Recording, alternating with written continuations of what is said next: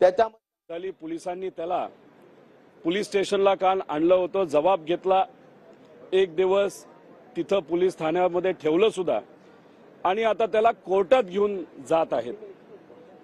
आता मी तिथं स्वतः त्याला भेटण्यासाठी चाललेलो आहे। त्यामुळे उगाच तिथं ऍक्टिंग करू नका। ओपनली मी सांगतोय, कार्यकर्ता आहे ना, त्याला काय चूक केली? एक कुठल्या तरी यूट्यूब चॅनलनी जो व्हिडिओ नाहीतर एक मुलाखत एका सामाजिक कार्यकर्त्याची घेतली होती, ती मुलाखत फक्त त्याने सोशल मीडियावर त्याच्या पेजवरती टाकली। आता तुम्ही त्या यूट्यूब चॅनलवर कारवाई करत नाही। तिथं जो पत्रकार होता, ज्याने ती इंटरव्ह्यू घेतली, त्याला परवानगी घेऊन केली का नाही गेली का लोकांचं मत फक्त तिथं मांडलं, त्यांच्यावर तुम्ही काय करत नाही आणि या कार्यकर्त्यांवर करता।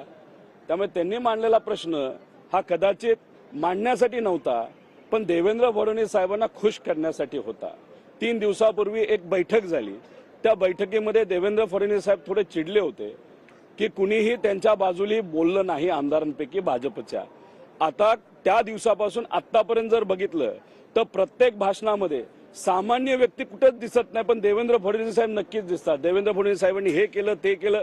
त्यामुळे एखाद्या नेत्यावर खुश करण्यासाठी तुम्ही जर इथं उगाचच काही कार्यकर्त्यांची नावं घेत असाल, त्यांच्यावर कारवाई करत असाल, तर आम्ही तरी शांत बसणार नाही। दबावाचं राजकारण आहे। मी म्हणलो ना, गुंडाचा वापर केला जाईल। बघा आता होतंय काय। तुम्ही गुंडांवर कारवाई करू शकत नाही, पण या साध्या सामाजिक कार्यकर्त्यांवर कारवाई करता। एखाद्या सामाजिक कार्यकर्त्यावर SIT लावता, पण गुंडांच्या